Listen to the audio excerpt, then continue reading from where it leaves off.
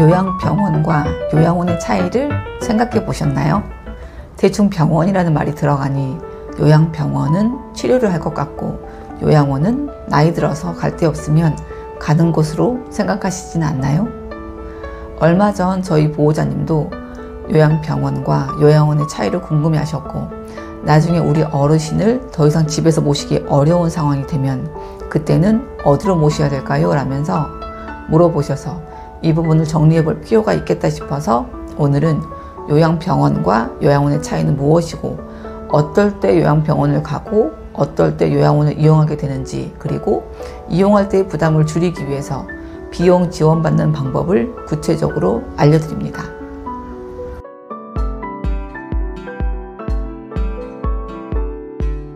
안녕하세요. 요기요양입니다. 기대 수명도 증가하고 2055년도에서 63년도 사이에 출생한 베이비 부머 세대가 노인 인구에 진입하면서 정부는 내년 노인 인구 1000만 명을 전망하고 있습니다. 우리나라는 유례없을 정도의 빠른 속도로 고령화가 진행되고 있어요. 나이가 들수록 젊을 때와는 달리 몸도 아프고 스스로 일상생활이 어려워지기도 하죠. 그렇다고 수입은 갈수록 줄어들고 있으니 요양 관련 복지제도에 관심이 늘 수밖에 없습니다. 그러면 이렇게 나이가 들어서 몸이 불편해질 때 갈 수 있는 곳은 어디가 있을까요? 일반 감기나 폐렴, 골절, 뇌졸중 급성기 등은 지금 다니는 병원과 같은 급성기 병원에 다니시면 됩니다. 그 외에 요양병원과 요양원은 어떨 때 가고 어떻게 이용할 수 있을까요? 그 내용을 알아봅니다. 표를 보고 말씀드리겠습니다. 요양병원과 요양원을 구분해서 보면 법령이 달라요. 요양병원은 의료법과 국민건강보험법, 그리고 요양원은 노인복지법과 노인장기요양보험법, 그리고 요양병원은 일반 병원처럼 의료기관으로 분류가 되지만 요양원은 사회복지시설입니다. 그리고 이 요양병원도 정부의 지원을 받아서 운영이 되는데 그 지원을 받는 재원이 건강보험이고 요양원은 노인장기요양보험을 재원으로 하죠. 목적 또한 요양병원은 치료와 재활이 목적이고 노인성 질환자, 만성 질환자, 급성기 치료를 마친 후 추가 치료가 필요할 때 이용하도록 정해져 있습니다. 그럼 요양원은 어떨까요? 요양원은 돌봄 서비스, 노인성 질환으로 거동이 불편하는 등 일상생활이 스스로 어려울 때 이용을 하게 되죠. 주요 인력도 요양병원은 병원이기 때문에 의료인이 중심입니다. 의사와 간호사 등이 상주해서 진료를 보게 되어 있고 요양원은 의료인 중에서 의사가 상주하지 않습니다. 한 달에 2번 정도 촉탁의사가 방문해서 요양보호사 중심으로 돌아가죠. 필수 인력 기준도 요양병원은 병원 자체가 30인 이상의 시설을 말을 해요. 근데 그 중에서 환자 40명당 의사 1명이 필수이고 환자 6명당 간호사 1명 필수, 병원당 사회복지사 1명도 반드시 있어야 되고요. 그리고 환자 100명당 물리치료사 1명이 추가로 있어야만 됩니다. 요양원은 기관당 의사 또는 계약의사, 아까 말씀드렸던 촉탁의사가 해당이 되는 거고 간호사 또는 간호조무사 1명, 추가로 입소자 25명당 1명씩 더 추가하게 되는 거고요. 요양보호사는 입소자 2.3명당 1명인데 실제 근무를 따지게 되면 입소자 한 5, 6명당 1명으로 보시면 돼요. 사회복지사도 1명이 필수이고 입소자 100명을 추가하게 되면 1명씩이 더 추가되게 됩니다. 물리치료사도 마찬가지예요. 자, 그렇다면 이렇게 돌봄을 제공하는 인력의 기준이 있을 텐데 그 기준은 어떻게 될까요? 요양병원은 우리가 보통 간병인이라고 말하는 간병 인력이 있는데 자격증이 따로 필요하지 않습니다. 요양원은 요양보호사라고 해서 240시간의 국가교육시간을 이수하고 국가고시를 통과한 자격증을 가진 요양보호사가 상주하게 되고요. 그리고 요양병원은 다인실 평균 6인실이 기준이고 요양원은 예전에는 6인실이 있었어요. 지금은 6인실이 없고 가장 많은 인원이 바로 4인실입니다. 또한 간병인에 따른 본인 부담도 있는데 요양병원은 이런 간병인에 대한 본인 부담금이 다 100% 자부담이에요. 하지만 식대는 전체 금액 중에서 50%만 내게 되어 있죠. 왜냐하면 병원급이기 때문에 그래요. 병원의 기준이 식대에서 50%는 자부담이기 때문에. 하지만 요양원은 간병인에 대한 이런 요양보호사에 대한 본인 부담금이 별도로 존재하지 않습니다. 대신 식대는 100% 본인 부담금이에요. 비급여라고 하죠. 그리고 입소 및 입원할 때의 기준이 요양병원은 의사 소견서나 진료 의뢰서가 필요하고 요양원은 장기요양 등급을 받아야만 요양원에 입소하실 수가 있습니다. 요약하자면 요양병원은 의료 서비스를 제공하는 의료기관으로 노인들의 질병 치료와 관리를 담당하고 요양원은 노인의 일상생활을 돕는 시설로 노인들의 식사, 목욕 등을 지원하고 사회적 활동을 유지할 수 있도록 돕는 곳입니다. 요양이라는 명칭이 들어가다 보니 요양병원과 요양원을 헷갈려하는 분들이 계시는데 아예 다르다고 알고 계시면 됩니다. 이렇게 아예 다른 기관으로 분류한다면 이용료는 얼마나 차이가 있을까요? 매월 이용하는 비용을 비교해 보겠습니다. 요양병원은 병실비나 진료비가 있는데 이 또한 병원이기 때문에 본인 부담금의 20%를 자부담을 하게 되고 요양원은 입소비 중에서 본인 부담금이 20%가 있습니다. 나머지는 국가에서 지원해주는 부분이에요. 식사비나 간식비도 요양병원은 아까 식사비의 50%는 자부담이라고 했잖아요. 간식비도 마찬가지입니다. 그런데 요양원은 식대나 간식비가 전부 다 본인 부담이에요. 간병비는 요양병원은 다 자부담이지만 요양원은 입소비 안에 포함되어 있기 때문에 영원이 되는 거고 상급 병실료가 요양병원에는 자부담으로 100%고요. 요양원도 마찬가지예요. 1인실도 있고 2인실도 있고 하는 것처럼 그렇게 일반 병실에서 추가적으로 뭐 1, 2인실과 관련된 부분이 있으면 그 부분은 자부담으로 본인 부담금이 발생되게 됩니다. 외에도 기타 비용이 발생되는데 요양병원은 약물 주사, 도수, 물리치료, 기저귀, 물티슈 등의 그런 비급여가 존재하고 요양원은 임의용비, 도수, 물리치료, 기저귀, 물티슈 등 이러한 항목의 비급여가 존재하게 됩니다. 이렇게 해서 월별 이용 내용을 보면 대략적으로 요양병원은 한 달에 150에서 200만 원, 요양원은 한 달에 60에서 80만 원 정도의 이용료가 발생되게 됩니다. 이렇게 보면 요양병원의 본인 부담금이 너무 많은 게 아닌가 하는 생각이 들 수도 있는데요. 얼마 전 본인 부담 상한제라고 뉴스에 언급된 제도가 있습니다. 이는 2004년도에 도입되어서 국민건강보험공단 가입자의 과도한 의료비 지출을 막기 위해서 소득 수준에 따라 일정 부분을 공제해주는 제도입니다.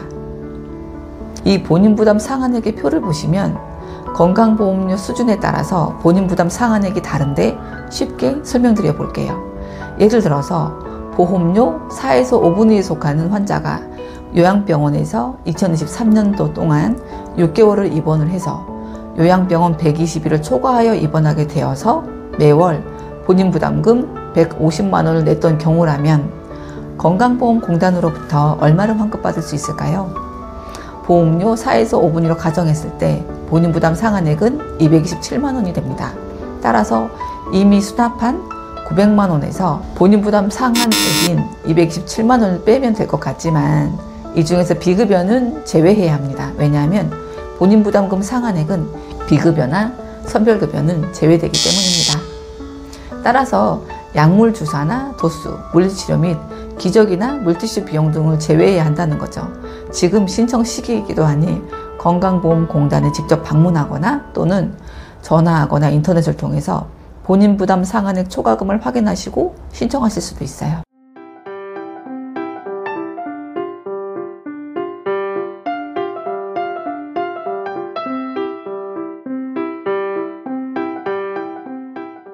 두 번째로 비용을 줄일 수 있는 것은 월 100만 원 전후의 비용을 차지하는 바로 간병비를 줄일 수 있는 간병인 없이 간호사와 간호보조 인력으로 구성된 전문 간호 인력이 직접 환자를 돌보는 간호간병 통합 서비스를 이용하는 것입니다. 아직 요양병원에서는 적용되지 않는 서비스이지만 보통 요양병원으로 전원 가기 전 재활이나 회복기를 가지는 동안 간호간병 통합 서비스 이용 가능한 병원에서 치료받으면서 간병비를 줄이는 방법입니다. 간병비는 100% 본인 부담이지만 간호간병 통합 서비스 이용 비용은 건강보험의 적용을 받기 때문에 입원료의 20%만 부담하면 되기 때문입니다. 그렇다면 이번에는 간호간병 통합 서비스를 시행하는 병원을 찾는 방법을 알아볼까요?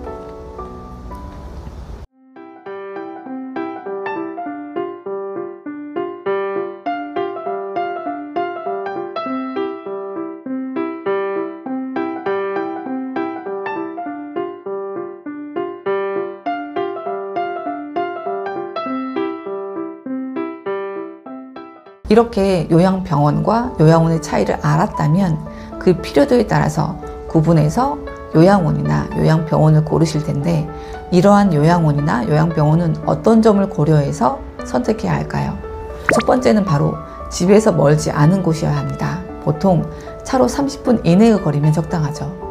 자녀를 포함한 가족들이 찾아뵙기 수월한 곳이어야 적어도 한두 번이라도 더 찾아뵐 수 있기 때문입니다. 두 번째는 산책 가능한 테라스가 있거나 야외를 즐길 수 있는 공간이 있으면 좋겠습니다. 하루의 대부분을 건물 안에서만 보내는 요양병원이나 요양원의 어르신들에게 햇볕을 쬐고 약간이나마 자연을 느낄 수 있는 곳은 회복은 물론이고 정서적 안정에도 도움이 됩니다. 그리고 세 번째는 시설 내부 냄새와 식사의 질입니다. 기저귀를 많이 사용하는 요양병원이나 요양원은 냄새가 한번 배이게 되면 잘 빠지지 않기 때문에 관리가 잘 되어 있는 시설일수록 냄새 관리 또한 철저하죠. 그리고 잘 먹어야 얼른 낫고 기운을 차리는 것은 불변의 진리입니다. 음식의 질이 좋아야 입원 및 입소에 있는 어르신들의 건강의 회복을 기대할 수 있을 거예요. 이런 병원이나 요양시설은 3년마다 평가를 합니다. 그 결과를 인터넷을 통해 확인이 가능한데요. 우선 요양병원은 치료에 도움이 되는 주된 인력인 의사와 간호사의 수가 환자 수당 몇 명을 차지하는지와 병원 생활을 하면서 환자의 체중이 감소하진 않았는지, 당뇨병이나 치매 환자의 경우는 추가적으로 검사가 적절하게 진행되고 있는지, 욕창이 새로 생긴 환자는 없는지 등에 따라서 1등급에서 5등급까지로 나뉘게 되는데, 이때 1등급에 가까울수록 더 좋은 평가를 받게 되는 것입니다.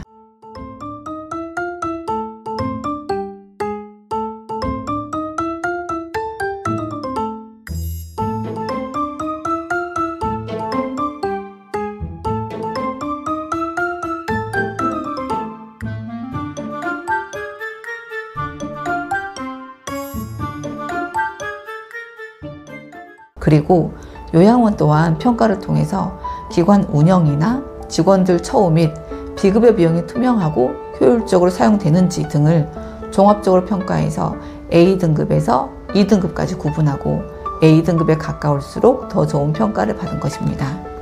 또한 요양원도 3년 간격으로 평가해서 최우수 기관으로부터 미흡 등으로 등급을 구분하는데, 평가 점수를 확인하는 방법은 아래와 같습니다.